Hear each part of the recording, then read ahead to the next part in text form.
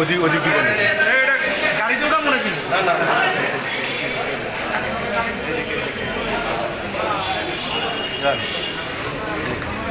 UFT ফার্স্টের সাথে trade করুন যে কোনো জায়গা থেকে। ক্যাম্পাসে ক্লাসের ফাঁকে, ঢাকার জ্যামে বসে কিংবা ঘরে বসে ট্রেডিং এখন হাতের মুঠোয়। তাই ট্রেড করুন যখন খুশি, যেখানে খুশি। তো এই আলোচিত হত্যাকাণ্ডের ঘটনা ঘটে আপনার 2021 সালে। পুলিশ বাদী হয়ে মামলা করে, পরে তদন্ত করতে গিয়ে এই মামলার ভিকটিমের ভাই, নাম জানি কি,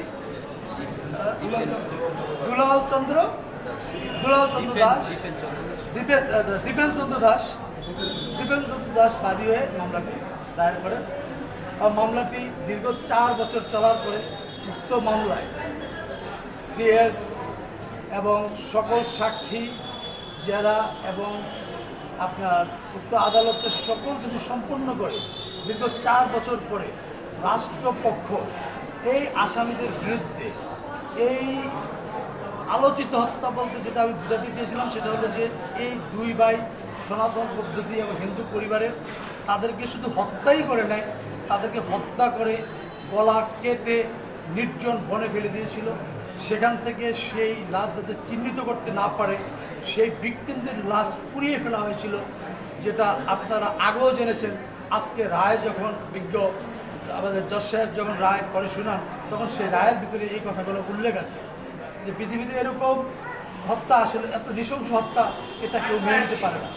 আজকে বিজ্ঞ আদালত এই রায় দিয়েছেন, আমরা রাষ্ট্রপক্ষ তথা আবার মনে হয় দেশ সমাজ সমগ্র বাংলাদেশ সকলে আমরা অত্যন্ত খুশি এবং ভিকটিম পরিবার অত্যন্ত খুশি যে তারা এই আদালত থেকে একটি ন্যায় বিচার পেয়েছেন।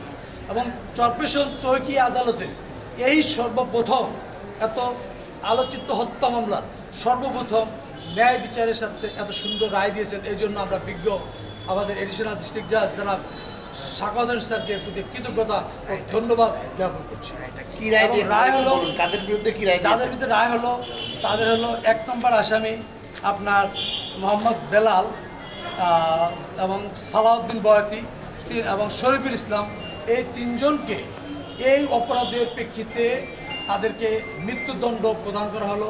এবং আরেকটা অপরাধের কারণে তাদেরকে আরও 7 বছর, আরেকটি অপরাধের কারণে গলা কেটে এবং বিচ্ছিন্ন করে তাদের আগুনে পুড়িয়ে, এই অপরাধের জন্য তাদেরকে ওনাদের আরও 7 বছর এবং আরও 20,000 টাকা ওনাদের জরিমানা করা হয়েছে। বাকি 2 জন যে আসামি আবুল কাশেম এবং আবু মাজি, তাদের বিরুদ্ধে এই মামলায় মানে কোনো সাক্ষ্য প্রমাণে রাষ্ট্রপক্ষ তারা প্রমাণ করতে পারে না যে তারা আসলে হত্যা করে নাই, তারা হত্যার সাথে জড়িত ছিল না, এই মর্মে এই আদালত এবং তথ্য গোপন করেছেন, তথ্য দিয়ে সহযোগিতা করেছেন, যার কারণে এই আদালত দণ্ডবিধির 202 ধারায় এই আইনের ধারা সর্বোচ্চ শাস্তির বিধান হলো মাত্র 6 মাস। সেই ক্ষেত্রে আবুল কাশেমকে 5 মাসের কারাদণ্ড দিয়েছেন এবং আবু মাজিকে 6 মাসের কারাদণ্ড দিয়েছেন। বিজ্ঞ আদালত এও বলেছেন এই রায়ে, যেহেতু এই মামলায় আবুল কাশেম এবং আবু মাজি ইতিপূর্বে 6 মাসেরও ঊর্ধ্বে তারা জেল কেটেছেন, কারাবরণ করেছেন, সেহেতু তারা আজকেই ওই জেল খাটা সময়টুকু বাদ দিলে তারা আজকেই আদালত থেকে মুক্ত পাবে। আদালত কারা কর্তৃপক্ষ তাদেরকে মুক্তি দিতে পারবে। ধন্যবাদ আপনাদের সকলকে। রাষ্ট্রপতি আইনজীবী হিসেবে অনেক সন্তুষ্ট তো আমি আছি, পাশাপাশি এদেশের জনগণ, আদালত, পাশাপাশি ভিকটিমের পরিবার সকলেই সন্তুষ্ট। আমরা ন্যায় বিচার পেয়েছি এবং আমরা বিশেষ করে আমাদের কর্পোরেশন আদালতের বিচারক যারা এডিশনাল ডিস্ট্রিক্ট জাজ যারা শাকাওয়াত স্যারের প্রতি আমরা কৃতজ্ঞতা এবং ধন্যবাদ জ্ঞাপন করছি।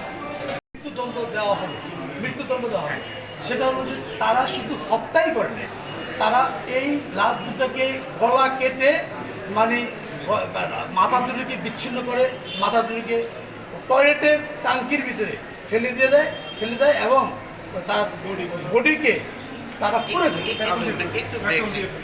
এই নরেনচন্দ্র দেবনাথ এবং দুলাল চন্দ্র দেবনাথ এই দুই ভাইকে মানে তাদেরকে ডেকে এনে টাকা দিবে বলে তাদেরকে বিভিন্ন জায়গায় ঘুরিয়ে গাড়িয়ে রাখে।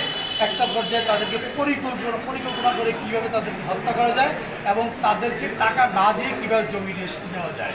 তাদের অলরেডি জমি রেজিস্ট্রিও নিয়ে গিয়েছিল এবং তাদেরকে রেজিস্ট্রি নেওয়ার পরে তারা বাকি টাকা যখন নিবে ওই টাকাগুলো তাদেরকে বিভিন্ন কালেকশন করে এবং এর মধ্যে তারা এই বেলাল এবং এই সালাউদ্দিন আর হলো কি শরীফ এই তিনজনের পরিকল্পনা করে কীভাবে কখন কীভাবে কোথায় তাদেরকে হত্যা করা যায়।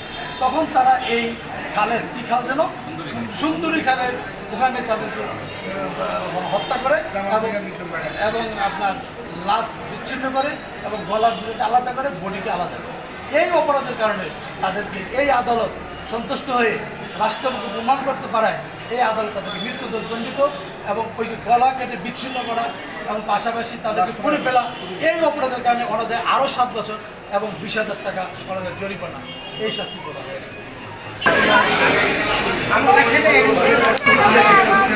কথা বলেন না বলতে পিছনে ভাই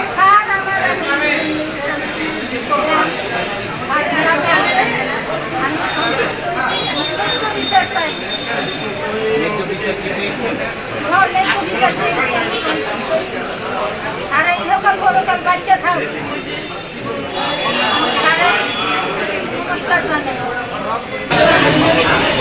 আমরা আশাবাদী ছিলাম যে যারা অপরাধী তাদের শাস্তি হবে এবং আমরা যেন ন্যায় বিচার পাই। আর সেটা আজকে যে স্যার যে ঘোষণা করলো ওনার ঘোষণাতে আমরা সন্তুষ্ট। তবে এই ঘোষণা করার পর এই রায় কার্যকর হওয়া পর্যন্ত আমরা আশা থাকবো যেন যাদের মৃত্যুদণ্ড দেওয়া হয়েছে তাদের জন্য সেটা কার্যকর হয়।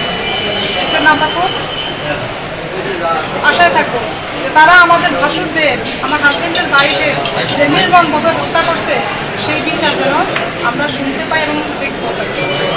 সেটাই আমরা চাচ্ছি যে ফাঁসি কার্যকর সমানবদ্ধ হোক। হ্যাঁ, সেটাই চাই। আমাদের আমাদের এডিশনাল স্যার যে রায় দিয়েছেন আমরা এই রায়ের অত্যন্ত সন্তুষ্ট এবং আমরা এই রায়কে ধন্যবাদ জানাই আমি স্যারকে এই জন্য ধন্যবাদ জানাই। যেটা শাস্তি জরুরি ছিল, যেটা যে শাস্তি না দিলেই না, যেটা বেশি প্রয়োজন ছিল শাস্তি দিয়েছেন। আমি ন্যায় বিচার পেয়েছি এবং এই ন্যায় বিচারের মাধ্যমে আমি স্যারকে আমাদের হিন্দু নিয়মে নমস্কার জানাইতে চাই এবং স্যারের উদ্দেশ্যে বলতে চাই যারা অন্যায়কারী স্যার যতদিন বেঁচে থাকবে কোনো দিন যেন যেটা ভালো হয় যে অন্যায়কারী যে বিচার পায় যার ফাঁসি তাকে ফাঁসি দিবে এবং যে অন্যায় করেনি তাকে সেজন্য আমি স্যারকে দোয়া করি স্যার বেঁচে থাকা যতদিন দুনিয়াতে বেঁচে থাকবেন এই বাল্য কাজগুলো যেন স্যারের চলে। ইউএফটি ফার্স্টের সাথে ট্রেড করুন যে কোনো জায়গা থেকে। ক্যাম্পাসে ক্লাসের ফাঁকে, ঢাকার জ্যামে বসে কিংবা ঘরে বসে ট্রেডিং এখন হাতের মুঠোয়। তাই ট্রেড করুন যখন খুশি যেখানে খুশি।